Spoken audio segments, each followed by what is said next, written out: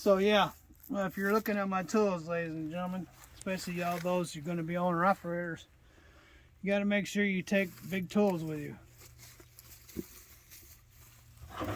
Because a lot of these bolts, I even have a welder that's in that side box. So you want to be able to tackle anything that may happen. Whatever may happen, you want to be ready for it.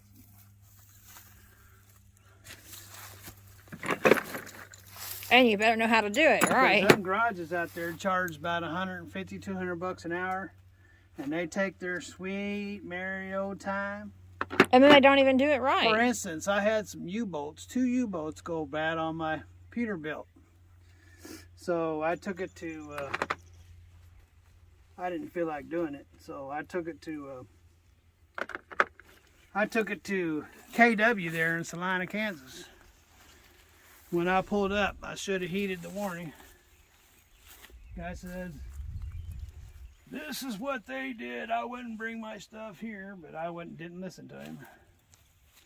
Took my truck in there and I said, "Hey, I got these 2 broken U-boats. Can y'all handle it?" Sure enough, 5 days later, yeah, $5,000 later, 2 broken fenders, wires tore out of the taillights, cut in half. That's what I got, taking it to KW there in Salina, Kansas. And I could tell you many, many horror stories. One time I took my truck in and got the rack ran. Though if you don't know what that means having your overhead valves adjusted and your jake brakes. Had those done. Well, when I got it back, she didn't seem like she ran right, and she was getting worse fuel mileage. Just didn't seem right. Ended up breaking a valve and dropping it down in the cylinder and chewed up the number 6 cylinder piston. I can go horror story after horror story after horror story of the way shops have done me over the last 30 years. And I've always been mechanically inclined. I built my first motor when I was 12 years old. So I've always been mechanically inclined, so there was no reason why I couldn't just work on my own stuff. So anyway, after being bent over many, many, many times over the years by these so-called professional shops, I wash my hands, take my own tools, and do everything I can myself. One time I changed the transmission in my front yard and don't even have concrete, and so what I do, the reason why I say concrete is because you got to have a transmission jack and it rolls around, and so it has to be on concrete. But I didn't have concrete, so what I do, I went and got a 3/4 inch piece of plywood, laid that under there, and put the jack on it, and then it would roll around. I lowered that tranny down and fixed that clutch and everything right in front of my house in the middle of winter. Yeah. So you just got to do what you got to do. Well, there's a will, there's a way, right? If you want to be an owner-operator, you better be willing to get out there and work on it. Because if you ain't working on it, you don't need to be an owner-operator. Go work for a company. It's a lot better. They pay better, a lot less stress.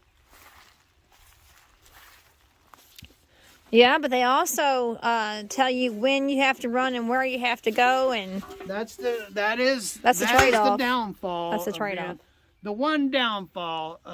The number one downfall of being a company driver is you have no say-so.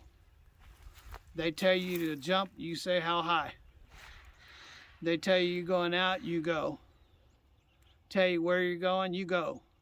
You have no say-so. They own you.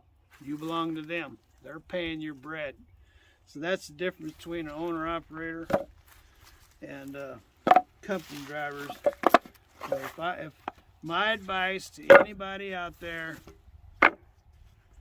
and that means mother truckers too. I hear you trying to support people trying to get into owner-operators. It's not a wise thing to do. You see what's happening in the trucking company right now, outfits right now?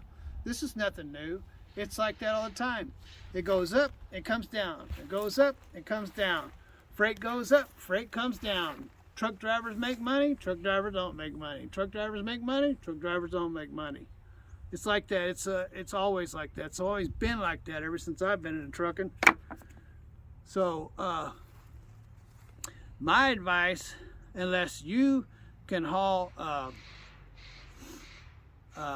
direct freight from a shipper, don't get into it. Stay away from it like the plague. It'll cause you a lot of heartache. It takes almost 110% of your time. It takes you away from your family. You're not going to be any richer. So you looking at me and going, well, why do I do it?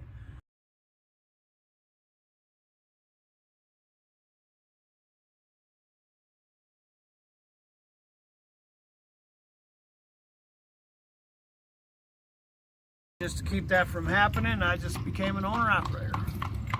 That's why I'm an owner-operator, because I don't have to fill out an application. Because they judge you.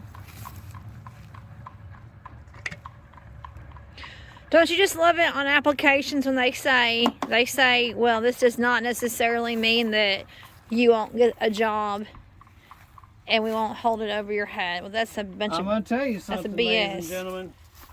Most people in this world say it doesn't matter. But you tell something to somebody that will totally floor them when they hear it, you see if they hire you. There's only one in this world that's really forgiven, and he's not really in this world. He is spiritually, but he's not physically.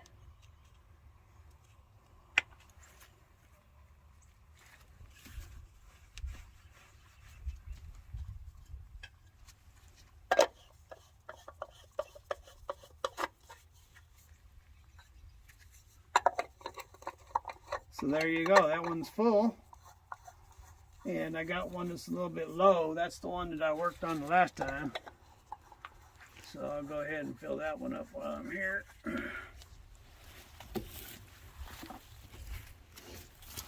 Might as well, eh?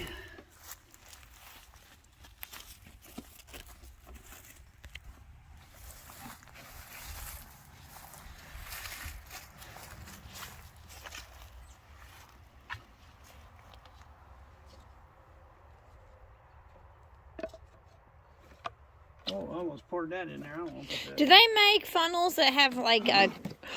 Uh-oh. Well, my hands are getting really slippery. Uh-oh. Do they make funnels that have crooked necks? Yeah, I'm sure. That, like... They make all kinds of funnels. They have like gooseneck funnels. Yep. My hands are slick.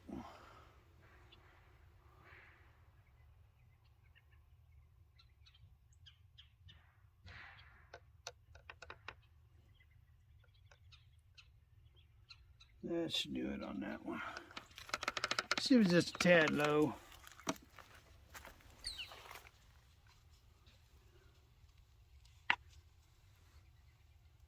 In fact, the reason why it's low is because this side of the truck's higher than the other. Oh, so it's kind of an illusion. Yeah. Yeah, if you go look at the other side, they're overfull over there. Because it's leaning that way. So, that'd be it. That's the job done. So, ladies and gentlemen, thanks for hanging out with Big Belly Rebuilds, and that's what you do to check a wheel bearing to make sure it's not loose. You have a wonderful day. God bless. Have lots of fun. And I really mean that. Oh, and leave a comment down below and give us a thumbs up. And later.